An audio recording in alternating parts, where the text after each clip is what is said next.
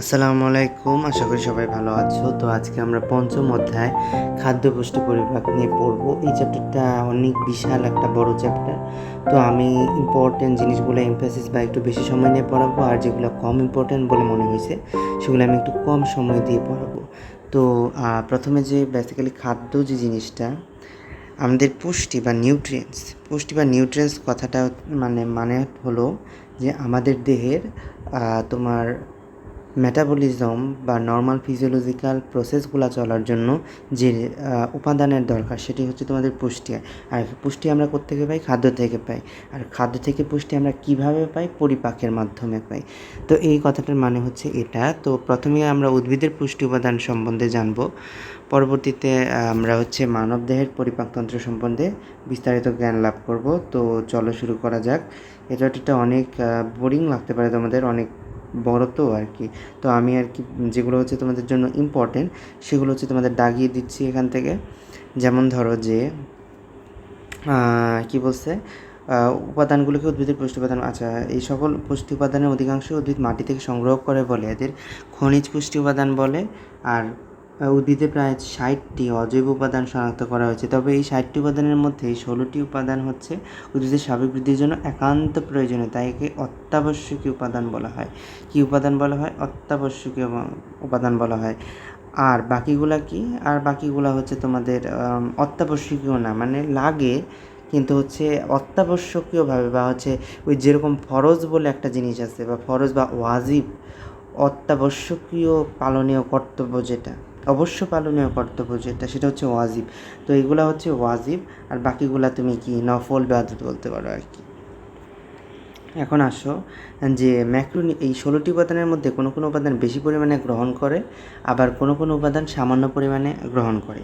যেগুলো বেশি পরিমাণে গ্রহণ করে সেগুলোকে বলে ম্যাক্রোনিউট্রিয়েন্ট বা ম্যাক্রো উপাদান, আর যেগুলো হচ্ছে তোমার কম পরিমাণে গ্রহণ করে সেগুলো বলা হচ্ছে তোমার মাইক্রোনিউট্রিয়েন্ট বা মাইক্রো উপাদান। এখানে ম্যাক্রো কথাটা মানে হচ্ছে বড়, মাইক্রো মানে ছোট। যেটা বেশি বেশি লাগে সেটাই বড়, আর যেটা তোমার কম পরিমাণে লাগে সেটাই ছোট। ঠিক আছে? তো এখানে আসো, ম্যাক্রো উপাদান কয়টা? 9টা, আর মাইক্রো হচ্ছে 7টা। এই 9 আর 7-এ তোমার হচ্ছে 16 বা অত্যাবশ্যকীয় উপাদান আর কি। তো আসো এখানে কি বলছে, যে ম্যাক্রোনিউট্রিয়েন্ট যেগুলো বেশি পরিমাণে দরকার হয়, বেশি পরিমাণে গ্রহণ করে, সেগুলোর মধ্যে nitrogen, potassium, phosphorus, calcium, magnesium, carbon, hydrogen, oxygen, sulphur. তো এই জিনিসটা তোমরা কীভাবে একটাভাবে মনে রাখতে পারো যে CHO তো কী হয়? চপ হয়। চপ মানে কি? চপ মানে হচ্ছে কুড়াল দিয়ে যে কাঠ কাটে সেটাকে বলা হয় চপ। আর কি বাকি থাকলো? NK, তারপরে হচ্ছে ক্যালসিয়াম, ম্যাগনেসিয়াম আর সালফার। এটা দিয়ে একটা ছন্দ বানাও দেখি। NK, আচ্ছা এটা এমনি মনে রাখতে পারবা। NK MgKs, NK MgKs। ঠিক আছে? আর হচ্ছে চপ দিয়ে বাকিটুক মনে রাখবা। তো এই 9টা মনে রাখলে, আর বাকিগুলা যেগুলো অপশনে থাকবে সেগুলোই হচ্ছে তোমাদের মাইক্রোনিউট্রিয়েন্ট। ঠিক আছে? তো NK MgKs আর চপ, এটা দিয়ে মনে রাখবা তোমার ম্যাক্রোনিউট্রিয়েন্ট বা ম্যাক্রো উপাদান। আর মাইক্রো উপাদান হচ্ছে তোমাদের আর কি আছে? দস্তা বা zinc, magnesium, molybdenum, boron, copper, chlorine, তারপরে আয়রন বা লোহা। তারপরে তোমাদের এই স্লাইডটা তো হলো, তারপর নিজে যাই পুষ্টি উপাদানের উৎস এবং ভূমিকা। পুষ্টি উপাদানের কিছু উৎস কী আছে? যেমন ধরো যে মাটি থেকে মূলের মাধ্যমে কিছু শোষণ করে, তারপরে হচ্ছে আবার কিছু অক্সিজেন পানি থেকে, হাইড্রোজেন এবং অক্সিজেন পানি থেকে সংগ্রহ করে। ঠিক আছে? আর অন্য সব উপাদান মাটি থেকে মূলের সাহায্যে শোষণ করে। অন্য সব উপাদান তো তোমার আলাদা করে মনে রাখার দরকার নেই, কিন্তু হাইড্রোজেন আর অক্সিজেনটা যেহেতু পানি থেকে নিতেছে, কারণ আমরা জানি পানির সংকেত হচ্ছে H2O, তাহলে এটুকু মনে রাখলেই হয়ে যাচ্ছে। তারপরে কি বলছে? এই উপাদানগুলো মাটিতে বিভিন্ন লবণ হিসাবে থাকে, যেমন কি ধরো যে ক্যালসিয়াম নাইট্রেট, তারপরে আবার পটাশিয়াম আবার নাইট্রেট, এগুলো হচ্ছে এক একটা লবণের নাম। ঠিক আছে? তো এইভাবে লবণ হিসাবে থাকে, পরে এগুলো হচ্ছে তোমার আয়নিত হয়ে যায়, আয়ন হলে তোমার এই আয়ন হিসাবে সংগ্রহ করে আমাদের উদ্ভিদগুলো এই পুষ্টি উপাদানগুলো। ঠিক আছে, উদ্ভিদের পুষ্টিতে বিভিন্ন খনিজ উপাদানের ভূমিকা। এবার আসলে এগুলো অনেক কঠিন মনে রাখা, যেমন নাইট্রোজেন হচ্ছে নিউক্লিক অ্যাসিড। নাইট্রোজেন হচ্ছে নিউক্লিক অ্যাসিড। তোমরা যদি আগের ক্লাস থেকে মনে করে থাকো, নিউক্লিক অ্যাসিড হচ্ছে তোমাদের ডিএনএর স্ট্রাকচারে আমরা কি পড়ছিলাম, ডিএনএ স্ট্রাকচারে আমরা পড়ছিলাম পলিনিউক্লিওটাইড। নিউক্লিওটাইড কীভাবে তৈরি হয়, একটা রাইবোজ সুগার, তোমার হচ্ছে একটা ফসফেট আর একটা নাইট্রোজেন বেস। এই যে নাইট্রোজেন বেস এটাই হচ্ছে তোমাদের এখানে বলছে নাইট্রোজেন নিউক্লিক অ্যাসিড। প্রোটিন এবং ক্লোরোফিলও অত্যাবশ্যক উপাদান।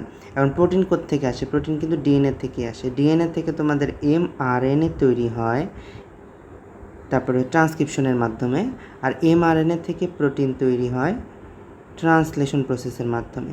তো একই কথা আর কি। তো এখানে কি বলছে, উদ্ভিদের সাধারণ দৈহিক বৃদ্ধিতে নাইট্রোজেন গুরুত্বপূর্ণ ভূমিকা পালন করে এবং কোষ কলায় পানির পরিমাণ বৃদ্ধি করে। নাইট্রোজেনের অভাব হলে ক্লোরোফিল সৃষ্টি ব্যাহত হয়, এই জিনিসটি ইম্পর্টেন্ট। তারপরে আর ক্লোরোফিল সৃষ্টি ব্যাহত হলে কি হয়, খাদ্য উৎপাদন হয় না। খাদ্যবস্তু বাধাপ্রাপ্ত হলে শ্বসন প্রক্রিয়া, আমরা কি পড়ছিলাম গত ক্লাসে পড়ছিলাম যে শর্করা জাতীয় খাদ্য প্লাস অক্সিজেনের মাধ্যমে এটা কি করে, কার্বন ডাইঅক্সাইড এবং শক্তি উৎপাদন করে।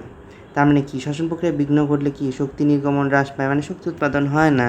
তারপরে আসো ম্যাগনেসিয়াম ক্লোরোফিল অণুর একটি গুরুত্বপূর্ণ উপাদান। এই কথাটা দেখো, ম্যাগনেসিয়াম একটি ক্লোরোফিল অণুর একটি গুরুত্বপূর্ণ উপাদান, এটা ইন্টারে গেলে বুঝতে পারবা। তারপরে হচ্ছে শ্বসন প্রক্রিয়ায় সাহায্য করে, এর অভাব বলে ক্লোরোফিল অণু সৃষ্টি এবং শ্বাস-সংশ্লেষণ প্রক্রিয়ায় ওই একই কথা ঘুরে ফিরে, ম্যাগনেসিয়াম এবং মানে একই, মানে ওই ছাড়া, নিউক্লিক অ্যাসিডটা ছাড়া আর বাকি যে ক্লোরোফিল বা শ্বসনের কথা বা শ্বাস-সংশ্লেষণের কথা বলছে, এটা নাইট্রোজেন আর ম্যাগনেসিয়াম প্রায় সেম। ঠিক আছে, এভাবে তুমি একটু কোঅর্ডিনেট করে পড়বা আর কি। তারপরে কোরিলেট করে পড়লে তোমাদের মনে রাখতে সুবিধা হবে। এখন আসো পটাশিয়াম। উদ্ভিদের বহু জৈবিক বিক্রিয়া পটাশিয়াম সহায়ক হিসেবে কাজ করে পত্ররন্ধ্র খোলা এবং বন্ধ হওয়ার ক্ষেত্রে। এই কথাটা দাগাতে হবে, বন্ধ হওয়ার ক্ষেত্রে পটাশিয়ামের গুরুত্ব অপরিসীম। এখান থেকে আর কি এমসিকিউ, ঠিক আছে, এমসিকিউ সৃজনশীলে আসলেও তোমরা লিখতে পারবা যদি তুমি এমসিকিউর জন্য এখান থেকে পড়ে নাও। পটাশিয়াম উদ্ভিদের পানি শোষণে সাহায্য করে, অন্য ক্ষেত্রে কিন্তু লেখা ছিল না, তার মানে এই কথাটাও আলাদাভাবে দেখাও। কোষ বিভাজনের মাধ্যমে উদ্ভিদের বৃদ্ধি নিয়ন্ত্রণ করে। আচ্ছা, কোষ বিভাজনও নিয়ন্ত্রণ করতেছে পটাশিয়াম। এটি মূল ফল উৎপাদন এবং বর্ধনে সাহায্য করে। আচ্ছা, এগুলো বেশি ইম্পর্টেন্ট থেকে যে পানি শোষণে সাহায্য করে। তারপরে হচ্ছে তোমাদের পত্ররন্ধ্র খোলা বন্ধ হওয়াটাও, এটা বেশি, এই দুইটা বেশি ইম্পর্টেন্ট। তো পটাশিয়াম থেকে দিলে পত্ররন্ধ্র আর হচ্ছে তোমার পানি শোষণে সাহায্য করে, এই দুইটাই বেশি দেওয়ার কথা। তারপরে আসো ফসফরাস। মূল বর্ধনের জন্য ফসফরাস অত্যন্ত প্রয়োজনীয় উপাদান। কী বর্ধনের জন্য? মূল বর্ধনে। এখানেও কিন্তু বলছিল মূল, ফুল ও ফল বর্ধনে, কিন্তু যদি তোমার শুধুমাত্র মূল বর্ধন দেয় তাহলে কিন্তু ফসফরাসই দিবা, কারণ এখানে বলছে অত্যন্ত প্রয়োজনীয়, আর এখানে বলছে সাহায্য করে। সো কোনটা দরকারি যদি বলে, ধরো যে সাহায্য বললো না, অত্যন্ত প্রয়োজনীয় উপাদান এটাও বললো না, তখন তুমি কী করবা? দরকারিতে প্রশ্ন আসে, যখন তুমি পটাশিয়াম দিবা না, তখন তুমি ফসফরাস দিবা। ঠিক আছে, বুঝতে পারছো? তারপরে ফসফরাস জীবকোষের ডিএনএ, ওই যে এখন আসছে আবার ডিএনএ। কীভাবে ফসফরাস? আমি তো একটু আগেই রাইবোজ সুগার, ফসফেট, আরেকটা হচ্ছে কী আঁকাইলাম, নাইট্রোজেন বেস, নাইট্রোজেনটা উপরে পড়ে আসলাম, আর যে ফসফেটটা আঁকাইছিলাম সেই ফসফেটটাই কি, ফসফরাস থেকে গঠিত। ঠিক আছে, এখন আসো আরএনএও একটা নিউক্লিক অ্যাসিড। এনএডিপিও তোমার নিউক্লিক অ্যাসিড দিয়ে তৈরি, এটিপিও তোমার একটা নিউক্লিক অ্যাসিড। ঠিক আছে, আমি এটা বুঝাইছি গত ক্লাসে। এগুলো সবই তোমার ওই এনার্জি কারেন্সি বা এনার্জি প্রোডাকশনের সাথে যুক্ত আর কি। কাজে এটি ছাড়া উদ্ভিদের পুষ্টি একেবারেই সম্ভব নয়। তারপরে হচ্ছে এটা দেখানোর দরকার নেই। উদ্ভিদের মূল বৃদ্ধির জন্য ফসফরাস অত্যন্ত, মানে দুইবার বলছে, তার মানে কি এটা এমসিকিউর জন্য ইম্পর্টেন্ট আছে। ঠিক আছে, তারপরে আসো আয়রন হচ্ছে সাইটোক্রোমের সাংগঠনিক উপাদান। আর হচ্ছে তোমার সাংগঠনিক উপাদান কোনটা ছিল, এই যে ধরো, এই যে ম্যাগনেসিয়াম ক্লোরোফিল অণুর একটি গুরুত্বপূর্ণ উপাদান। আবার এখানে কি বলতেছে, আয়রন সাইটোক্রোমের একটি সাংগঠনিক উপাদান। এটা দাগায় রাখো। সাইটোক্রোম কী জিনিস, ওটা হচ্ছে তোমরা ইন্টারমিডিয়েটে তোমরা জানতে পারবে। তো এখানে দেখো কি বলছে, পুষ্টিতে এগুলো গুরুত্বপূর্ণ ভূমিকার জন্যই আমরা কি করি, আমরা হচ্ছে সার ব্যবহার করি। কি কি সার? ইউরিয়া সার সবাই চেনে। কোন উপাদানের জন্য দিতে হয়? নাইট্রোজেন যদি কমে যায় তাহলে আমি হচ্ছে ইউরিয়া দিয়ে দেবো, তারপরে নাইট্রোজেনের ঘাটতি পূরণের জন্য। তারপরে মিউরেট অফ পটাশ কখন দেবো? পটাশিয়ামের ঘাটতি হলে। ফসফরাস কখন দেবো? এটা বহুপদী সমাপ্তি সূচকের জন্য ইম্পর্টেন্ট একটা এমসিকিউর জন্য আর কি। আচ্ছা যাই হোক, তারপরে আসো তোমার মাইক্রোনিউট্রিয়েন্টগুলো, manganese, copper, boron, molybdenum, chlorine, ঠিক আছে। তো এগুলোর ক্ষেত্রেও কিছু কিছু ইম্পর্টেন্ট জিনিস আছে, যেমন হচ্ছে ক্লোরোপ্লাস্ট গঠন এবং সংরক্ষণের জন্য, আচ্ছা এটা থাকলেও তারপরে কি কপার, টমেটো, সূর্যমুখীটা তাকাও। উদ্ভিদের স্বাভাবিক বৃদ্ধির জন্য কপার বা তামার প্রয়োজন হয়। কপারের আরেকটা নাম তামা, এটা মনে রাখতে হবে। শ্বসন প্রক্রিয়ার উপরেও কপারের প্রভাব উল্লেখযোগ্য। বোরন, উদ্ভিদের সক্রিয়ভাবে বর্ধনশীল অঞ্চলের জন্য বোরন প্রয়োজন। চিনি পরিবহনে বোরন পরোক্ষ প্রভাব বিস্তার করে। চিনি পরিবহনে বোরন পরোক্ষ প্রভাব বিস্তার করে, এটা ইম্পর্টেন্ট। তারপরে আসো মলিবডেনাম, অণুজীব দিয়ে নাইট্রোজেন সংরক্ষণের জন্য মলিবডেনাম, এটা হচ্ছে তোমার চিত্র একটা দেখলে মনে থাকবে। এই চিত্রটা তোমাদের কোথায় যে আছে আমি দেখছিলাম, আমার খেয়াল আসতেছে না। তুমি দেখবা যে সিম জাতীয় মূলের উদ্ভিদে হচ্ছে তোমার উদ্ভিদের মূলে এরকম গোটা গোটা গোটা গোটা লাগানো থাকে, এইখানে হচ্ছে তোমার মলিবডেনাম থাকে। এই মলিবডেনাম হচ্ছে অণুজীব দিয়ে এই গোটা গোটার মধ্যে তোমার হচ্ছে অণুজীব থাকে। এই অণুজীবের কী করে, নাইট্রোজেন সংবন্ধন করে, আর নিজে হচ্ছে তোমার থাকার জন্য, বাসস্থানের জন্য এখানে তোমার মূলের মধ্যে জায়গা নেয়। আর এই তোমার অণুজীব দিয়ে যে নাইট্রোজেন আমি সংবন্ধন করতেছি, ওই অণুজীবের তখন কিসের প্রয়োজন হয়, মলিবডেনামের প্রয়োজন হয়, ঠিক আছে। এই ছবিটা মনে হয় কোথাও একটা আছে, আমার ঠিক মনে পড়তেছে। তারপরে আসো ক্লোরিন, সুগার বিটেল মনে, এই তার মানে কি, মাইক্রো উপাদানগুলো এমসিকিউ এর জন্য বেশি ইম্পর্টেন্ট, আর ওগুলো হচ্ছে এমসিকিউ প্লাস সৃজনশীলের জন্য ইম্পর্টেন্ট। তারপর আসো পুষ্টি উপাদানের অভাবজনিত লক্ষণ, এটা একটু দেখে দেখে পড়তে হবে, মানে ছবি দেখে মিলাই পড়তে হবে, নাহলে হচ্ছে তোমাদের মনে থাকবে না। নাইট্রোজেনের অভাব হলে ক্লোরোফিল সৃষ্টিতে ব্যাহত হয়। কেন আমরা ক্লোরোফিলের গঠন উপাদান হিসেবে নাইট্রোজেন পড়ছি, তার নাইট্রোজেনের অভাব হলে ক্লোরোফিল হবে না। ক্লোরোফিলের অভাবে কী হতে পারে, ক্লোরোফিলের অভাবে তোমার সারা সংশ্লেষণ হবে না।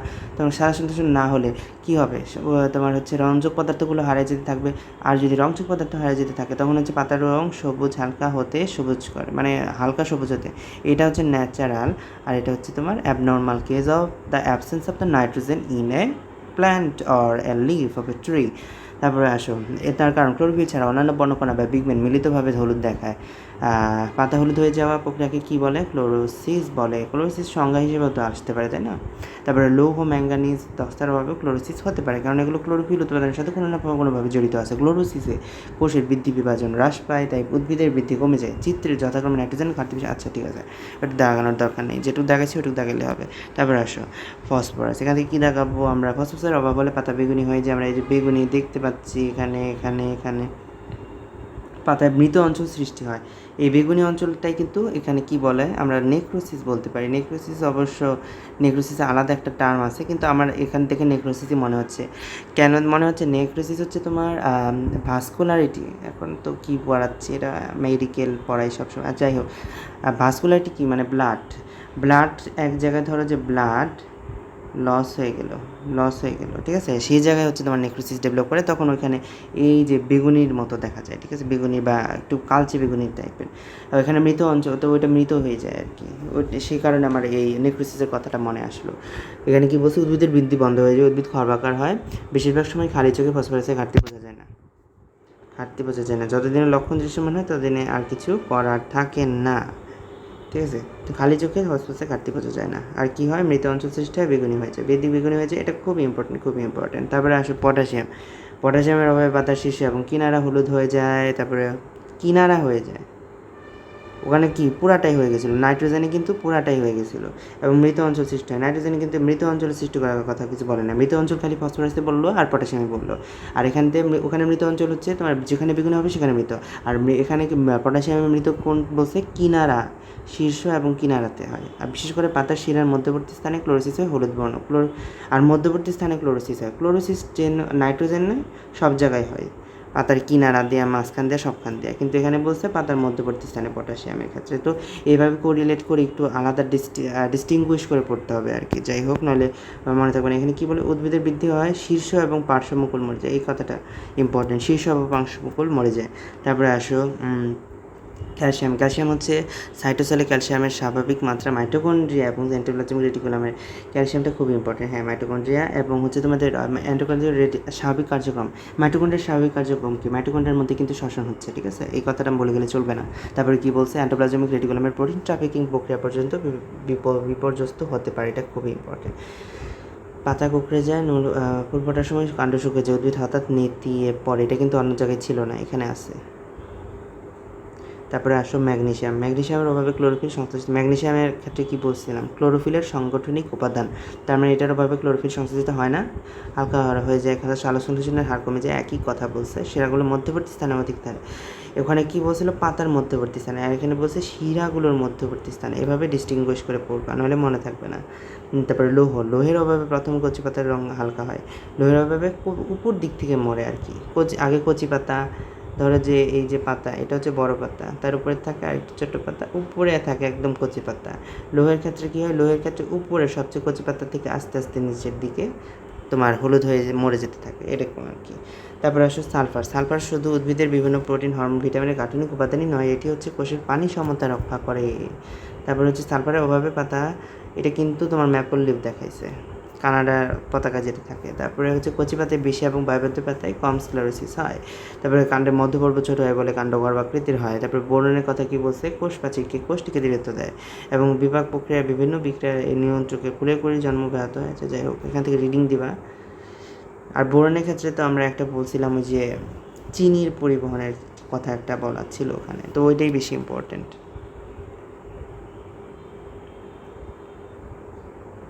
তারপর প্রাণীর খাদ্য প্রস্তুতি।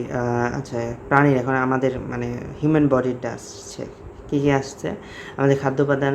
খাদ্যবস্তুকে তোমাদের 3 ভাগে ভাগ করা যায়। কী কী, যেমন আমিষ, শর্করা, স্নেহ, এটা তোমরা সবাই জানো। আরও 3 ধরনের প্রয়োজনীয় উপাদান, এগুলো হচ্ছে তোমাদের বেসিক, ওই যে ম্যাক্রো মাইক্রোর মতো আর কি। এগুলা ম্যাক্রো আর নিচেরগুলো হচ্ছে মাইক্রো। অনেকটা হচ্ছে অত্যাবশ্যকীয়, অনাত্যাবশ্যকীয়, ওই যে অবশ্য পালনীয় কর্তব্য, ওয়াজিব আর নফলের মতো আর কি। যাই হোক, এগুলো আর কি ওই রকম তোমার ম্যাক্রো, উপরে এগুলো 3টা ম্যাক্রো, নিচে 3টা মাইক্রো, এরকম আর কি। তারপরে আসো, এগুলো তোমরা জানো তাই এবার বললাম না কিছু। খাদ্য আসবে রাফেজ। রাফেজ হচ্ছে পানি এই রাফেজটা কিন্তু খুবই ইম্পর্টেন্ট। রাফেজটা হচ্ছে আমরা কোথা থেকে পাই, সেলুলোজ থেকে পাই। তারপরে আসো আমিষ। আমিষ হচ্ছে তোমার আমিষ বা প্রোটিন জাতীয় খাদ্য। এটার মধ্যে কি আমিষে কত ভাগ, এই যে এই জিনিসটা খুবই ইম্পর্টেন্ট এমসিকিউর জন্য। নাইট্রোজেন কত % থাকে, 16 ভাগ। আমিষে সামান্য পরিমাণে সালফার, ফসফরাস এবং আয়রনও থাকে। নাইট্রোজেন এবং শেষোক্ত উপাদানগুলোর উপস্থিতি কারণে আমিষের গুরুত্ব। শেষোক্ত, নাইট্রোজেন এবং শেষোক্ত মানে কি, এই যে এগুলোই শেষোক্ত উপাদানগুলো উপস্থিতির কারণে আমিষের গুরুত্ব শর্করা এবং স্নেহ পদার্থ থেকে আলাদা। কারণ কি, আমাদের দেহে কিন্তু উদ্ভিদের যেরকম সালফার, ফসফরাস, আয়রন এগুলো দরকার, আমাদের দেহ দরকার, ঠিক আছে। তো এই দরকারি জিনিসগুলা এই শর্করা এবং স্নেহতে কিন্তু থাকে না। সেই কারণে আমিষ না খেলে ওই সালফার, ফসফরাস, আয়রনের ঘাটতি দেখা যাবে। তো এই ঘাটতিগুলো দেখা দিলে এই ঘাটতিজনিত যে রোগ, সেই সিমটমগুলো আমাদের দেখা দিতে পারে। ওকে, তারপরে আসো আমিষের উৎস। আমিষের উৎস কি বলছে, মাছ, এটা তুমি জানো। প্রাণীজ আমিষ কি, উদ্ভিজ আমিষ, এটা পড়লেই পাওয়া যায় ভাই, ঠিক আছে। উদ্ভিজ আমিষগুলো আর কি তোমরা হয়তো বা চিনবা না, ডাল, চিনাবাদাম, সিমেরুচি, এগুলো একটু দাগাই দিলাম সেজন্য। অবশ্য অনেকেই চিনবে যাদের কমন সেন্স আছে আর কি। যাই হোক, 1 শর্করা বিশিষ্ট শর্করা কোথায়, মধু, ফলের রস, গ্লুকোজ। 2 শর্করা, সুক্রোজ, ল্যাকটোজ, চিনি, দুধ। বহু শর্করা হচ্ছে এই যে আমরা ভাত, চাল, আটা যেগুলো খাই সেগুলো আর কি, শ্বেতসার এবং গ্লাইকোজেন। এই ছকটা খুবই ইম্পর্টেন্ট এবং কি এটা বেসিক গঠন করবে তোমার আর কি, ইন্টারনেটে লাগবে। তারপরে স্নেহ জাতীয় খাদ্য। চর্বি একটি প্রয়োজনীয় খাদ্য উপাদান, কার্বন ও হাইড্রোজেন, অক্সিজেন দিয়ে তৈরি হয়। এটা কম্পোজিশনটা ইম্পর্টেন্ট। তোমার মিক্সের ক্ষেত্রে স্নেহ বলো আর শর্করা বলো, সবই কম্পোজিশনটা পড়তেই হবে। কার্বন, হাইড্রোজেন এবং অক্সিজেন, CHO দিয়ে মনে রাখতে পারো, কারণ এটা কার্বন, হাইড্রোজেন, অক্সিজেন। ওকে, আর ওখানে কিন্তু আরও অনেক কিছু ছিল, সে নাইট্রোজেন ছিল, সালফার, ফসফরাস, লৌহ ছিল। আচ্ছা, যাই হোক, তারপরে কী বলছে, চর্বি কথায় নিচের ত্বকে আমাদের অ্যান্ড্রোজেন, এই ত্বকের নিচের চর্বি থেকে কিন্তু আমাদের হচ্ছে তোমাদের কোলেস্টেরল ভেঙে আমাদের ভিটামিন ডি পাই আর কি। রোদে গেলে এই ত্বকের নিচেকার যে চর্বিটা, সেটাই তোমাদের আর কি ভেঙে ভিটামিন ডি তৈরি হয়। ওকে, তারপরে আসো এছাড়া বিভিন্ন অঙ্গ যেমন যকৃৎ, মস্তিষ্ক, মাংস পেশিতেও চর্বি দেওয়া থাকে, ঠিক আছে। এটা কোন যকৃৎ, মানে আমাদের যকৃৎ মস্তিষ্কর কথা বলছে, কিন্তু দেহের এই সঞ্চিত চর্বি, আমাদের এই সঞ্চিত চর্বি ও বাসের সময় কাজে লাগে। ও বাস মানে হচ্ছে রোজার সময় কাজে লাগে শর্করা আমিষের তুলনায় চর্বিতে। সেজন্য হচ্ছে তোমাদের রোজা করলে না, এই যে তোমার এই কোলেস্টেরলের ঝুঁকি বা ভিএলডিএল, কাইলোমাইক্রন, এই সমস্ত যে মানে স্ট্রোকের যেগুলো বাড়ায় দেয়, এগুলো হচ্ছে রোজা রাখলে এগুলো হচ্ছে তোমার ইন্ডিকেশনগুলো কমে যায়। তারপরে আসো শর্করা এবং আমিষের তুলনায় চর্বিতে প্রায় দ্বিগুণ পরিমাণ ক্যালোরি থাকে। আমরা কি পড়ছিলাম, 4:4:9, প্রথম দুইটা আমিষ শর্করা, পরেরটা হচ্ছে চর্বির জন্য, ঠিক আছে। তারপরে হচ্ছে ক্যালোরি হলো প্রাণীদেহের শক্তি মাপার একক, এটা একটু সংজ্ঞা দিয়ে আসতে পারে। তারপরে হচ্ছে উদ্ভিজ্জ স্নেহ প্রাণীজ স্নেহ, এটা তোমরা পড়লেই বুঝতে পারবা। তারপরে খাদ্যপ্রাণ বা ভিটামিন খুব সামান্য হলেও গুরুত্বপূর্ণ, কারণ হচ্ছে ভিটামিনবিহীন খাবার খেলে কিছুদিনের মধ্যে ভিটামিনের অভাবজনিত সমস্যা দেখা যায়। যেমন কি ভিটামিনের এর অভাবে কি হয়, রাতকানা হয়, ভিটামিনের ডি অভাবে রিকেট রোগ হয়, তারপরে হচ্ছে ভিটামিন ই এবং কে এর অভাবে ভিটামিন ই এবং কে এর অভাবে তোমার ক্লটিং ফ্যাক্টর ডিজিজ হতে পারে, ভিটামিন ই এর অভাবে হচ্ছে গ্লোসাইটিস হতে পারে। তারপরে পানিতে দ্রবণীয় ভিটামিন বি, এটা কিন্তু পড়তে হবে, পানিতে অদ্রবণীয় কোনটা, দ্রবণীয় কোনটা। পানিতে দ্রবণীয় মনে রাখবা BC দিয়ে। তারপরে হচ্ছে ভিটামিন বি এর অভাবে কী হয়, ভিটামিন বি এর অভাবে তোমার নিউরোলেশনে ঘাটতি হয়। নিউরোলেশন কোথায় ইম্পর্টেন্ট, নিউরোলেশন হচ্ছে তোমাদের ইসেতে ভিটামিন বি কমপ্লেক্স ট্যাবলেট তোমাদের কাকে দেয়, প্রেগনেন্ট মহিলাদেরকে দেয়, কারণ হচ্ছে তোমাদের তখন হচ্ছে বাচ্চাদের মস্তিষ্কের ব্রেন ডেভেলপমেন্টে এটা ইম্পর্টেন্ট, অনেক ইম্পর্টেন্ট এটা। কারণ আর এই ভিটামিন বি যদি সাপ্লিমেন্ট কেউ না দেয় তাহলে হচ্ছে তোমাদের ভিটামিন বি মানে বি এর অভাবজনিত রোগ দেখা দিবে, যেমন অ্যানেনসেফালি, ঠিক আছে। তারপরে আসো ভিটামিন সি এর অভাবে কী হয়, ভিটামিন সির অভাবে স্কার্বি হয়। তারপর খনিজ লবণ কী কী আছে, কোথায় কোথায় পাওয়া যায়, এটা খালি তোমরা একটু রিডিং দিলেই হবে। এর মধ্যে কিছু কিছু আর কি ইম্পর্টেন্ট জিনিস আছে, তোমরা একটু রিডিং দিবে আর কি, আমি আর পড়াইলাম না এটা। তারপরে আসো পানি কী বলছে, পানি অপর নাম জীবন, দেহের গঠন এবং অভ্যন্তরীণ কাজ, পানি ছাড়া চলতে পারে না। মানবদেহে পানির কাজগুলোকে 3 ভাগে ভাগ করা যায়: গঠন, অভ্যন্তরীণ কাজ নিয়ন্ত্রণ, দেহ থেকে দূষিত পদার্থ নিয়ন্ত্রণ। দেহের গঠন হচ্ছে 50 থেকে 65% হচ্ছে পানি দ্বারা গঠিত। অভ্যন্তরীণ কাজ নিয়ন্ত্রণ সার্কুলেটরি সিস্টেম, আর দেহ থেকে দূষিত পদার্থ হচ্ছে এক্সক্রিটরি সিস্টেম, ঠিক আছে, এক্সক্রিটরি সিস্টেম যেটা মানে কিডনি আর কি। তারপরে আসো তোমার ওটা হলো খাদ্য আঁশ বা রাফেজ, এই যে ফলের খোসা, সবজি, শাঁস, বীজ, ডাঁটা, মূল, এগুলো খাইলে কী হয়, তোমার হচ্ছে কনস্টিপেশন বা কোষ্ঠকাঠিন্য দূর হয়ে যায়। সেলুলোজ হজম করতে পারে হচ্ছে তোমাদের গরু, ছাগল, মহিষ, আমরা হচ্ছে পারি না। কেন, আমাদের হচ্ছে সেলুলোজকে ভাঙার জন্য যে সেলুলেজ এনজাইমটা, সেই সেলুলেজ এনজাইমটা আমাদের থাকে না, ঠিক আছে। তারপরে আসো আদর্শ খাদ্য পিরামিড, যে কোনো একটি সুষম খাদ্য তালিকায় এগুলো থাকতে হবে, আমরা সবাই জানি। তারপরে হচ্ছে শর্করার পরিমাণ সবচেয়ে বেশি, শর্করাকে নিচে রেখে পরিমাণগত দিক বিবেচনা করে আর কি সেগুলোকে সাজায়, সেইটাই হচ্ছে খাদ্য পিরামিড আর কি। খাদ্য পিরামিড হচ্ছে সুষম খাদ্যের বৈশিষ্ট্য কী কী, তোমার একজন বিভাগের জন্য প্রয়োজনীয় শক্তি উপাদানের সামর্থ্য থাকতে হবে, সেটার জন্য আমরা BMR নির্ণয় করি। তারপরে হচ্ছে শর্করা আমিষ নির্দিষ্ট অনুপাতে, যেমন হচ্ছে শর্করা নিচে আসছিল। তারপরে হচ্ছে তোমাদের আমিষ নাকি বলেই তো গেলাম। তারপর হচ্ছে ভিটামিন, তারপর হচ্ছে আমিষ, তারপর হচ্ছে একই আর কি।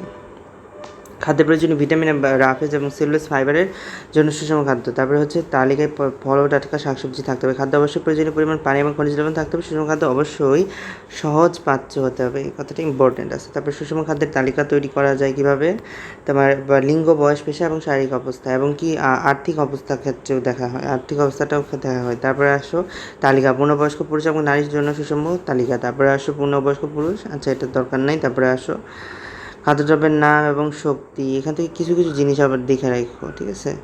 আর নিজের মানে ইচ্ছা করে দেখবা যে কোনটা থেকে ক্যালোরি বেশি পাওয়া যায়, ঠিক আছে।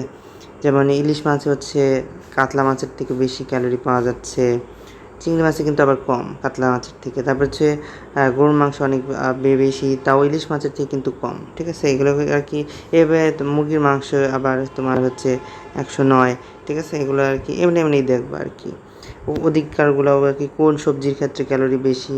সেক্ষেত্রে তুমি ওই যে ডায়েট যদি কমাতে চাও তাহলে কম ক্যালোরিযুক্ত খাবার খাবা, ডায়েট মানে ওজন যদি বাড়াতে যাও তাহলে বেশি ক্যালোরিযুক্ত খাবার খাবা। আর গয়টার হচ্ছে কিসের অভাবে হয়, থাইরয়েড গ্রন্থির আয়োডিনের অভাবে হয়, ঠিক আছে। তারপরে হচ্ছে আবার গয়টার বলতে থাইরয়েড গ্রন্থি কোনো নির্দিষ্ট রোগ বোঝায়, থাইরয়েড বিভিন্ন রোগের বহিঃপ্রকাশকে বোঝায়। আচ্ছা, নানা কারণে খাবারে আয়োডিনের অভাবে হচ্ছে গয়টারটা বেশি হয় আর কি, এটা হচ্ছে মাল্টি নডিউলার গয়টার, ঠিক আছে। কারো দেখবে হচ্ছে তোমাদের গয়টারটা হচ্ছে গলার মধ্যে একটা এরকম কুণ্ডলি থাকে, সেটা হচ্ছে তোমাদের সিঙ্গেল বা হচ্ছে ওটাকে সিঙ্গেল গয়টার বলে। আর এটা হচ্ছে তোমাদের মাল্টি নডিউলার গয়টার, নডিউল অনেকগুলো থাকবে, ঠিক আছে। তারপর হচ্ছে রাতকানা রোগ। রাতকানা ভিটামিন এর অভাবে আমি একটু আগেই বলছি জেরোফথেলমিয়া বা হচ্ছে তোমাদের ওই যে পানি শূন্যতা, চোখের পানি শুকায় যায়, যেটা জেরোফথেলমিয়া আর কি তোমার রাতকানা রোগের প্রাথমিক একটা অবস্থা আর কি। ভিটামিন এর অভাব না হলে তীব্রতা জেরোফথেলমিয়ার হচ্ছে তীব্রতা বাড়তে থাকে, পরবর্তীতে দেখা যায় রাতকানা হয়ে গেছে। সাধারণত 2 থেকে 5 বছরের বাচ্চাদের এই রোগ বেশি হয়। চোখের সংবেদী রড কোষগুলো ক্ষতিগ্রস্ত হয়। রড কি? রড হচ্ছে তোমাদের কোন কোষ, এবং রড কোষ হচ্ছে তোমাদের চোখের রেটিনার একটি কোষ, ঠিক আছে। এই দুইটা রড কোষ হচ্ছে তোমাদের কোন কোষ হচ্ছে তোমাদের ব্রড ডে লাইটে হচ্ছে দেখায়, আর এটা রড কোষ হচ্ছে তোমাদের হচ্ছে লাইট ভিশনের ক্ষেত্রে হেল্প করে। তারপর হচ্ছে স্বল্প আলোতে দেখতে পাওয়া যায় না, চোখে সব কিছু ঝাপসা দেখে, রোগটা বেড়ে গেলে কর্নিয়া ঘোলাটে হয়ে যায়। রাতকানা দশা থেকে শুরু করে চতুর্থ পঞ্চম মাত্রা জেরোফথেলমিয়া। ভিটামিন এ সব কিছু প্রয়োগে ভালো হয়, কিন্তু চূড়ান্ত মাত্রা কাছাকাছি পৌঁছে গেলে কর্নিয়া প্রতিস্থাপন অস্ত্রোপচার থাকা ছাড়া কিছু করা যায় না। কর্নিয়া প্রতিস্থাপন অস্ত্রোপচার, কর্নিয়া দান করে না, কর্নিয়া দান করে, কিন্তু কর্নিয়া মানে চোখ মানে মরণোত্তর চক্ষুদান বলে যেটাকে, সেটাই আর কি। তারপরে আসো এই রোদের জন্য ভিটামিন এ সমৃদ্ধ খাদ্য, যেমন মাছের যকৃতের তেল, কলিজা, সবুজ শাকসবজি, রঙিন ফল এবং সবজি, এবং মলাঠালা মাছ খাওয়া উচিত। কী খাওয়া উচিত সেটা দেখে নেবে, কারণ হচ্ছে তোমাদের এখন চোখের পাওয়ার বাড়তেছে, এটা খাইতেই হবে এগুলা। তারপরে আসো মিষ্টি কুমড়া খেতে চাও না, গাজর খেতে চাও না। তারপরে মাছের যকৃতের তেল, কড লিভার অয়েল যেটাকে বলে, সেটা তো আর এখানে পাওয়া যায় না, কিন্তু আর কি সামুদ্রিক মাছের যে তেলগুলো আর কি, সেগুলো খেলেই আর কি এখান থেকে পাওয়া যাবে। তারপরে আসছে কলিজা, যেটা খেতে তোমাদের খুবই ভালো লাগে, সবুজ রঙিন শাকসবজি, সেগুলো তোমরা আবার খেতে চাও না। আমটা খেলে কলা খেতে চাও না, এরকম দেখা যায়। তারপর হচ্ছে মিষ্টি কুমড়া খেতেই চায় না কেউ, তো এগুলো খেতে হবে, ঠিক আছে। এখন মিষ্টি কুমড়া কেন খেতে চায় না? কারণ তাদের মারা হচ্ছে ভালোভাবে রান্না করতে পারে না, ঠিক আছে। মিষ্টি কুমড়া রান্না করার মধ্যেও একটা আছে, ব্যাপার স্যাপার আছে। আচ্ছা যাই হোক, সেটা আমরা তো রন্ধনশিল্পী পড়াইতেছি না। তারপর আসো রিকেটস, ভিটামিন ডি এর অভাবে তৈরি হয়। তারপরে এই যে ত্বকের নিচে জমে থাকা কোলেস্টেরল থেকে তৈরি হয় সূর্যের অতি বেগুনি রশ্মি বা আলট্রাভায়োলেট ইউভি রশ্মির কারণে। ভিটামিন ডি তৈরির শেষ ধাপটি সংঘটিত হয় কিডনিতে, এটা খুবই ইম্পর্ট্যান্ট জিনিস। তারপর আসো যে দেহের হাড়গুলো দুর্বল হওয়া, গিট খুলে যাওয়া, এগুলো হচ্ছে তোমাদের ওই যে গেটে বাত বা রিউমাটয়েড আর্থ্রাইটিস রোগও হয় এখান থেকে। তারপরে হচ্ছে শিশুদের পর্যাপ্ত ভিটামিন ডি খাওয়াতে হবে, সূর্যের আলোতে নিয়ে যেতে হবে। রক্তশূন্যতা হচ্ছে তোমাদের এই যে মুখ্য উপাদান কী কী? লৌহ, folic acid, vitamin E. Folic acid আর ভিটামিন বি এ থাকে হচ্ছে তোমাদের ভিটামিন বি কমপ্লেক্সের মধ্যে, ঠিক আছে। এটা দিয়ে হচ্ছে তোমাদের রক্তশূন্যতা রোধ করে। কেন? কারণ ভিটামিন বি12-এর অভাবে হচ্ছে মেগালোব্লাস্টিক অ্যানিমিয়া হয়। আর লৌহের অভাবে সেটাকে বলা হয় আয়রন ডেফিসিয়েন্সি অ্যানিমিয়া, ঠিক আছে। লোহের ঘাটতিজনিত অবশ্য এটাই হচ্ছে তোমাদের প্রেগনেন্ট মহিলাদের বেশি হয়, সে কারণে হচ্ছে তোমাদের প্রেগনেন্ট মহিলাদের এই ভিটামিন বি কমপ্লেক্স দেয় আর আয়রন সাপ্লিমেন্ট দেয়, ঠিক আছে। এই কথাটা মনে রাখবা। তারপর লোহের ঘাটতিজনিত হলে বিভিন্ন কারণ হতে পারে, যেমন কি কৃমির আক্রমণে, হুক অর্ম ইনফেস্টেশন, এই কারণে হচ্ছে তোমাদের বাংলাদেশে বেশিরভাগ যে আয়রন ডেফিসিয়েন্সি অ্যানিমিয়াটা এটার কারণে হয়। আর প্রেগনেন্ট মহিলাদের ক্ষেত্রে তো আয়রন এমনিই কম থাকে। তারপরে হচ্ছে আসলে লোহের পরিমাণ কম থাকলে অন্ত্র সংক্রমণ ঘটে। আচ্ছা এটা কি এই যে হুকম, আমি একটু বললাম না, হুকম ইনফেস্টেশন নিশ্চিত হলে কৃমিনাশক ওষুধ সেবন করতে হবে, আর সাথে হচ্ছে আয়রন সাপ্লিমেন্ট দিতে হবে। আমরা এগুলো পড়ছি। আর কিছু রক্তাল্পতার ধরন থ্যালাসেমিয়া, এটা অটো ইমিউন ডিজিজ, এখানে আর কি তোমাদের লৌহের ওষুধ দেয়, কিন্তু সবচেয়ে বেশি রক্তাল্পতা চিকিৎসা শুরু করা হতে সঠিক কারণ। আচ্ছা থ্যালাসেমিয়া এটা বলে না, থ্যালাসেমিয়া একটা ব্লাড ডিজিজ, এখানে আর কি রোগীকে নিয়মিত ব্লাড ডোনেট করতে হয় এবং রোগীটা 30 বছরের বেশি বাঁচতে দেখা যায় না, ঠিক আছে। ব্লাড দিয়ে আর কয় বছর বাঁচায় রাখবে আর কি। যাই হোক, আমাদের হাসপাতালে দেখা যায় আর কি থ্যালাসেমিয়ার রোগী, থ্যালাসেমিয়ার বাচ্চা দেখা যায় আর কি পেডিয়াট্রিক ওয়ার্ডে থাকে। পুষ্টির উপাদানের শক্তি, আচ্ছা পুষ্টির উপাদানের শক্তিগুলো একটু দেখে নেওয়া, রিডিং পড়বা। যেমন পদার্থবিজ্ঞানের একক হিসেবে 1 কিলোগ্রাম পানির উষ্ণতা 1 ডিগ্রি সেন্টিগ্রেড বৃদ্ধি করতে তাদের পেট প্রয়োজন, ঠিক আছে। এগুলো একটু রিডিং দিবা।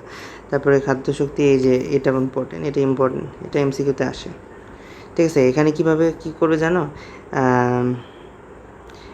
1 কিলো জুল সমান এই যে, তখন আবার কি বলবে, এই যে 1 খাদ্য কিলোগ্রাম বা হচ্ছে 4.2 কিলোগ্রাম, মানে এখানে তোমার ওই সত্য মিথ্যা যাচাইয়ের মতো একটা এমসিকিউ আসবে।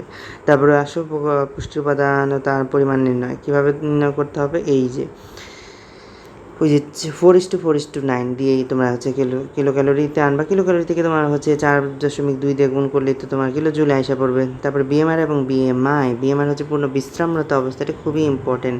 বেসাল মেটাবলিক রেট হচ্ছে সম্পূর্ণ পূর্ণ বিশ্রামরত অবস্থায় নির্ণয় করা হয়, নইলে হচ্ছে এটা নির্ণয় করা যায় না আর কি, তোমার ঠিক হয় না আর কি। বিএমআই হচ্ছে মানবদের গড়ন, এটা তোমাদের সোজা, এটা তোমরা বুঝো, কিন্তু এই জিনিসটা আর কি তোমরা বুঝো না। বিএ মান নির্ণয় করার জন্য সূত্র আছে, এখন বোঝার আর কি দরকার নাই, ইন্টারে উঠলে বুঝবা।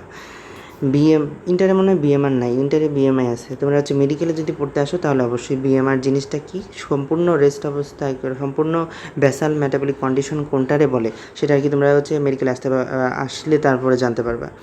তো এই সূত্রটা তোমাদের জানতে হবে, শিখতে হবে, মুখস্থ করতে হবে, ঠোঁটস্থ মুখস্থ অন্তস্থ সবই করবা। তারপরে কারণ এটা দিয়ে অঙ্ক আসে। তারপরে আসো বিএমআর, এই যে এই ছকটি ব্যবহার করে বিএমআর দৈনিক ক্যালোরি চাহিদা বের করতে হবে। পরিশ্রমী হলে এত 1.2, হালকা পরিশ্রমী হলে একটু বাড়াবা, পরিশ্রমী হলে 1.5। তারপরে হচ্ছে এখানে কিন্তু তোমার 0.2 করে বাড়ছে, দেখো প্রথমটা 0.1 বাড়ছে, তারপর এটা তো 0.2 করেই বাড়তে, হ্যাঁ 0.2 বাড়ছে, তারপর আবার 0.2 বাড়ছে, আবার 0.2 বাড়ছে, ঠিক আছে, এগুলো মনে রাখা তার মানে ইজি হয়ে গেল। তারপরে বিএমআই নির্ণয় হচ্ছে দেহের ওজন কেজি আর দেহের উচ্চতা মিটারে। আমরা কিন্তু ইঞ্চিতে মাপি দেহের উচ্চতা। কীভাবে? কারণ 12 ইঞ্চিতে 1 ফুট হয়, আমরা বলি না যে 5 ফুট 10 ইঞ্চি এরকম আর কি, সামথিং লাইক। তো ওটাকে আগে তোমার পুরা ইঞ্চিতে আনতে হবে, তারপরে ওটাকে 1 ইঞ্চি সমান 2.54 সেন্টিমিটার আমরা জানি, কিন্তু ওইটা সেন্টিমিটারে আয় না, তারপরে সেন্টিমিটার থেকে আমরা মিটারে নিব, মিটারকে দিয়ে মিটারকে স্কোয়ার করবো, মিটারকে স্কোয়ার করে দেহের ওজন যে কেজিতে বের হয়েছে ওটা ভাগ দেবো, ভাগ দিয়ে এই স্কেলে বসাই দেবো যে 18.5-এর নিচে হলে ওজন কম, বাড়াইতে হবে। তারপরে এটা হচ্ছে সুস্বাস্থ্যের আদর্শ মান, অনেক ইম্পর্টেন্ট, নিচেরগুলো ইম্পর্টেন্ট। তোমার হচ্ছে একটা হচ্ছে তোমার সিনারিও দিয়ে বলবে রোগটি কি মোটা হওয়ার কত স্তরে রয়েছে বা শরীরে অতিরিক্ত ওজন আছে কি না, এটা তোমার আইডেন্টিফাই করতে হবে।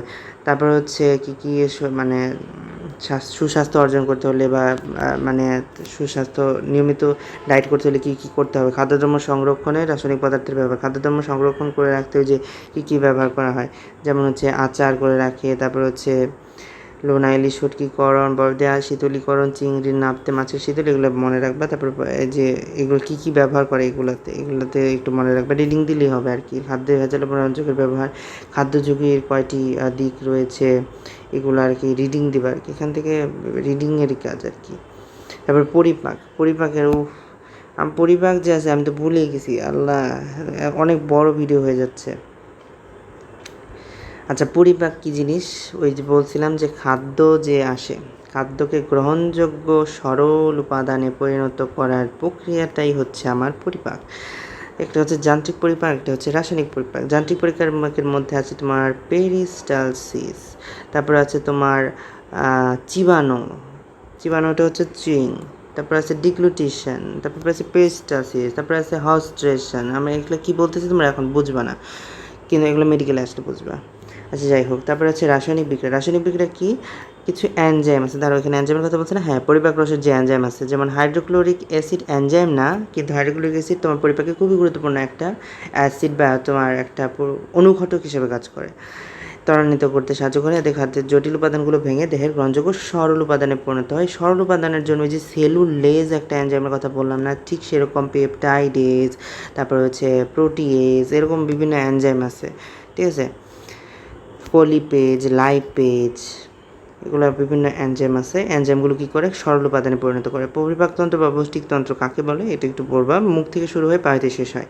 পৌষ্টিক নালী, প্রথমে মুখ, তারপরে মুখ ও গহ্বর, কী থাকে মুখ গহ্বরের মধ্যে, তারপর হচ্ছে মুখ গহ্বরে থাকাতে কী হয়, লালা গ্রন্থি থেকে কী হয়, লালা নিঃসৃত হয়, মানে লালার মধ্যে কী থাকে, টাইলি এবং মল্টেজ, যেগুলো হচ্ছে শর্করা পরিপাকে অংশ নেয়, অন্য কিছু পরিপাকে কিন্তু এগুলো অংশ নেবে না।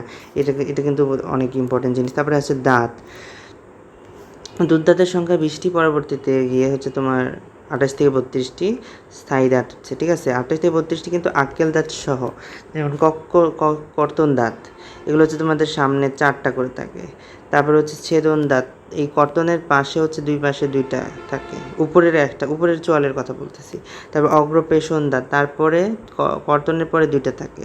তারপর পেশন দাঁত, পেশন দাঁত হচ্ছে তোমার অগ্রপেশনের পরে দুইটা থাকে, আর আক্কেল দাঁত একদম তোমার পেশনের দুইটার পরে একদম শেষের লাস্টে থাকে, ঠিক আছে।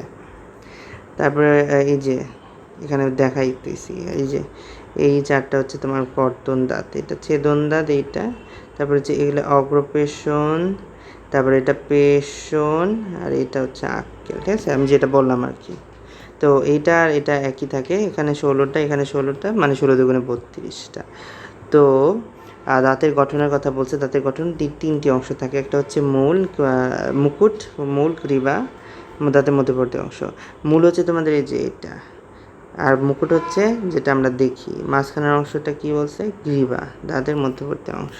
তারপরে আসো দাঁতের যেসব উপাদান দিয়ে গঠিত, ওটা তো হচ্ছে তোমাদের অংশের কথা বলছে, আর কি কি দিয়ে হচ্ছে তোমাদের এই উপাদানগুলো গঠিত, মানে অংশগুলো গঠিত হয়, যেমন ডেন্টিন। ডেন্টিন কি জিনিস, ডেন্টিন হচ্ছে, ডেন্টিন মানে শক্ত যে উপাদানটা থাকে সেটাই ডেন্টিন। এবং ডেন্টিনের উপরে যে নরম, মানে আমাদের যে কী বলে ওটাকে, মসৃণ যে অংশ যেটা, সেটা হচ্ছে তোমাদের অ্যানামেল।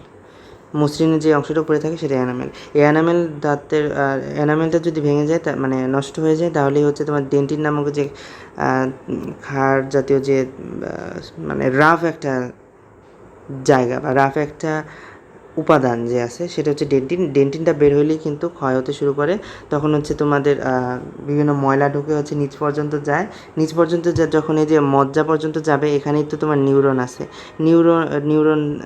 নিউরনের জন্যই তখন তোমার কী করে, নিউরনের জন্যই তখন তোমার ব্যথা করে, দাঁত শিরশির করে।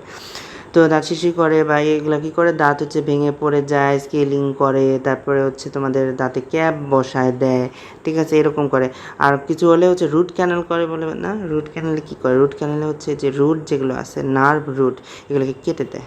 কেটে দিলে কী হয়, এখানে তোমার দাঁত যদি পোকা ধরে, বললো যদি 1000-1,00,000টা পোকাও ধরে যায়, আর কোনো সেন্সেশনই থাকে না এখানে। তো আছে, যদিও সেটা হচ্ছে তোমার ডেন্টালের পড়াশোনা। আচ্ছা, এখানে কি বলছে, দন্তমজ্জা। ডেন্টিনের ভিতরে ভাপা নরম অংশকে দন্তমজ্জা বলে। এর ভিতরে ধমনী, শিরা, স্নায়ু, নরম কোষ থাকে। দন্তমজ্জার মাধ্যমে ডেন্টিন অংশে পুষ্টি ও অক্সিজেন সরবরাহ হয়। সিমেন্ট কি, সিমেন্ট হচ্ছে আবৃত করে রাখে। তবে গলবিল হচ্ছে, গলবিল কি, গলবিলের মানে হচ্ছে, গলবিল তো উপরে দেখছিলাম মনে হয়, ওই যে গলবিল, ঠিক আছে। অন্ননালী হচ্ছে তোমাদের ইসোফেগাস। গলবিল হচ্ছে তোমাদের ল্যারিংস, ল্যারিংসি নাকি ফ্যারিংস, সরি, গলবিল ফ্যারিংস না, এটা যেহেতু তোমার আর কি, ল্যারিংস তো আসবে না, এটা তাহলে ফ্যারিংস। গলবিল হচ্ছে ফ্যারিংস, ভুলে গেছিলাম। আচ্ছা হ্যাঁ, গলবিল হচ্ছে ফ্যারিংস। অন্ননালী হচ্ছে ইসোফেগাস। পাকস্থলী স্টমাক। অন্ননালী এবং ক্ষুদ্রান্ত্রের মাঝখানে একটি থলির মতো। পাকস্থলী চিহ্ন, অন্ত্রও চিহ্ন। অন্ত্রের মধ্যে হচ্ছে ক্ষুদ্রান্ত, বৃহদান্ত্র। তারপরে হচ্ছে ক্ষুদ্রান্তের মধ্যে অনেক কিছু আছে। ক্ষুদ্রান্তের মধ্যে আছে তোমার ডিওডিনাম, জিজোনাম, আইলিয়াম, এটা পড়তে হবে। আর বৃহদান্ত্রের মধ্যে কি আছে, ইলিয়ন, সিকাম, কোলন, মলাশয়, ইলিয়াম, জিজোনাম, ইলিয়াম উপরে, সিকাম, কোলন, মলাশয় নিচে। তার কোলন মলাশয়ের নিচে থাকে তোমাদের পায়ু বা পায়ুপথ, ঠিক আছে। তারপরে আসো নিচের দিকে আসো, পুষ্টি গ্রন্থি। গ্রন্থি কি, লালা। পুষ্টি গ্রন্থির মধ্যে কিন্তু লালা গ্রন্থিও আছে, এটা কিন্তু খুবই ইম্পর্টেন্ট, তোমরা হচ্ছে বলে যাবে। 3 জোড়া লালা গ্রন্থি আছে। প্যারোটিড গ্রন্থি চোয়ালের নিচে, সাবম্যাক্সিলারি, এবং চিবুকের নিচে সাবলিঙ্গুয়াল। তারপর আসো নিচের দিকে যে যকৃৎ, যকৃতের মধ্যে গ্রন্থি আছে, যেমন হচ্ছে পিত্তরস যে তৈরি হয়, সেগুলো হচ্ছে তোমাদের মানে বাইল ডাক থেকে যে তৈরি হয়, ওগুলো হচ্ছে গ্রন্থি বা সিস্টেম, বা যেগুলো থেকে এনজাইম নিঃসৃত হয়। তারপর হচ্ছে যকৃতের কাজ পিত্তরস তৈরি করে। যকৃতের কাজ শুধু পিত্তরস তৈরি করে না, যকৃতের কাজ অনেক কিছু আছে। যকৃতের কাজ আমাদের প্লাজমা প্রোটিন সংশ্লেষ করা, ক্লটিং ফ্যাক্টর সংশ্লেষ করা, এগুলো সবই হচ্ছে যকৃতের কাজ। তারপরে হচ্ছে অগ্নাশয়। অগ্নানালীর পিছনে আড়াআড়িভাবে অবস্থান করে। অগ্নাশয়ের মাধ্যমে যকৃত থেকে অগ্নাশয় নিঃসৃত হয়। কী কী নিঃসরণ করে, গ্লুকাগন এবং ইনসুলিন। এই ইনসুলিনটাই হচ্ছে তোমাদের, কিন্তু আমরা জানি যে ডায়াবেটিক পেশেন্টের নেয়, ঠিক আছে। সো অগ্নাশয়ে তাদের হচ্ছে বিটা ইনসুলিন, যে বিটা কোষগুলো, সেগুলো ধ্বংস হয়ে গেলে ইনসুলিন নিঃসরণ বন্ধ হয়ে যায়, আর তখন আমাদের ইনসুলিন নিতে হয় বা ডায়াবেটিস হয় তখন। গ্যাস্ট্রিক গ্রন্থির কথা কী বলছে, এগুলো থেকে নিঃসৃত রস, যেমন ট্রিপসিন, লাইপেজ, অ্যামাইলেজ, গ্যাস্ট্রিক বা বাচ্চ রস হিসেবে পরিচিত। আন্ত্রিক গ্রন্থি, ক্ষুদ্রান্তে বিলাই আন্তরিক গতি থাকে। আচ্ছা, এগুলো রিডিং দিলেই হবে আর কি। মুখে পরিপাক খাদ্যদ্রব্য পেরিস্টালসিস। মুখে পরিপাকের হচ্ছে চিবানো, আগে তো চিবানো, তারপরে হচ্ছে পেরিস্টালসিস মাধ্যমে নিচে যায়। পাকস্থলীতে পরিপাক হচ্ছে তোমার এই যে এটা হচ্ছে রাসায়নিক পরিপাক, হাইড্রোক্লোরিক অ্যাসিডের মাধ্যমে নিষ্ক্রিয় পেপসিনকে সক্রিয় পেপসিনে পরিণত করে। আর পেপসিনটা কী করে? পেপসিনটা হচ্ছে তোমাদের এনজাইম। পেপসিনটা কী করে? আমিষকে পলিপেপটাইডে পরিণত করে, মানে সরল করতেছে, জটিলকে ভেঙে সরল, মানে রিয়াকশন মানে এখানে হচ্ছে পাকস্থলীর ভেতরে রিয়াকশন মানে হচ্ছে জটিলকে ভেঙে সরল। ক্ষুদ্রান্তে পরিপাক। ক্ষুদ্রান্তে একটি ক্ষারীয় পাচক রস, ওখানে ছিল অ্যাসিডিক, যেমন কি হাইড্রোক্লোরিক অ্যাসিড, কিন্তু ক্ষুদ্রান্তে ক্ষারীয় হয়ে যায়। কারণ কি বিভিন্ন এনজাইম আছে, কিছু এনজাইম আছে তোমার HCl এর উপস্থিতিতে ভালো কাজ করে, কিছু কিছু এনজাইম আছে তোমার বেসিক বা হচ্ছে ক্ষারীয় পর্যায়ে তোমার ভালো কাজ করে। তো সেই এনজাইমগুলো কোথায় কাজ করবে তাহলে? ক্ষুদ্রান্তে পরিপাক করবে, সেটা আর কি সরল করবে আর কি। তো শর্করা আমিষের পরিপাকের কাজ চলতে থাকে, স্নেহ পদার্থের পরিপাক শুরু হয়, কারণ এখানে ইলেকট্রোফোরেসিস হয়, ঠিক আছে। কিসের মাধ্যমে? পিত্তরসের মাধ্যমে। পিত্তরসকে তোমার ইলেকট্রিফিকেশন করে ফেলে। পিত্তলবণ স্নেহ পদার্থ ক্ষুদ্রগুলো পানির সাথে মিশতে সাহায্য করে, আমি বললাম না একই। তো পিত্তলবণের পিত্তরসের অন্যতম কাজই হতেছে তোমার এই স্নেহ পদার্থকে পরিপাক করতে সাহায্য করা। তো সে স্নেহ পদার্থ লাইপেজের মাধ্যমে ফ্যাটি অ্যাসিড এবং গ্লিসারলে পরিণত হয়। তারপর পলিপেপটাইড কী করে?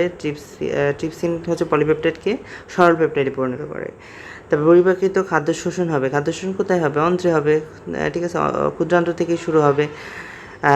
এইসব রক্তনালীযুক্ত হেপাটিক শিরা গঠন করে। আচ্ছা, হেপাটিক শিরা সুকৃত যকৃতে আসে। এটা কিন্তু খুবই ইম্পর্ট্যান্ট একটা জিনিস, আমাদের হচ্ছে ইন্টারেও আসছিল, বোর্ড কোয়েশনে আসছিল এটা, যে হেপাটিক শিরা যুক্ত করে, ঠিক আছে। তারপরে এই শিরা দিয়ে শোষিত রক্ত যকৃতে আসে, এবং যকৃতের মধ্যে এগুলো হচ্ছে তোমাদের কিছু কম্পোজিশন, কিছু অ্যারেঞ্জমেন্ট হয়, কিছু হচ্ছে রেখে দেয় যকৃত, আর কিছু তোমার রক্তের মাধ্যমে আবার চলে যায়। তারপরে আসো বৃহদন্ত্রের পরিপাক। বৃহদন্ত্রে কি?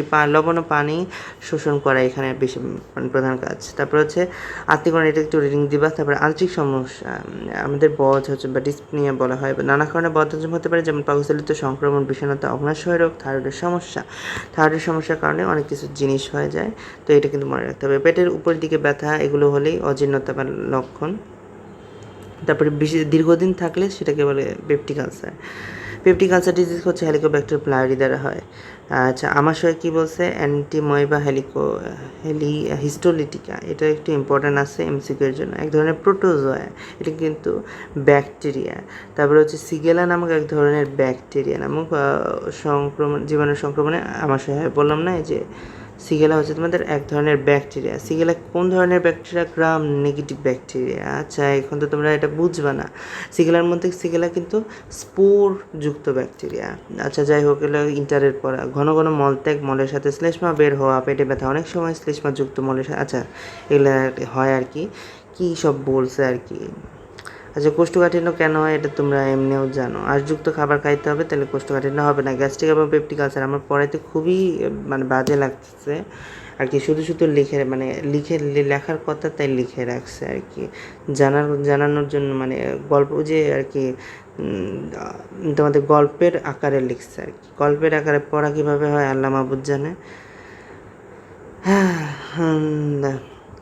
যাই হোক, পাকস্থলীতে কে কী বুঝি হেলিকোব্যাক্টার প্লাইরির কথা বললাম, এটা ইম্পর্টেন্ট আছে কিন্তু। তারপরে আসো অ্যান্ডোস্কোপি করাতে হয়। অ্যান্ডোস্কোপি করে আমরা দেখি যে কোথায় হচ্ছে পেপটিক আলসারটা হয়েছে।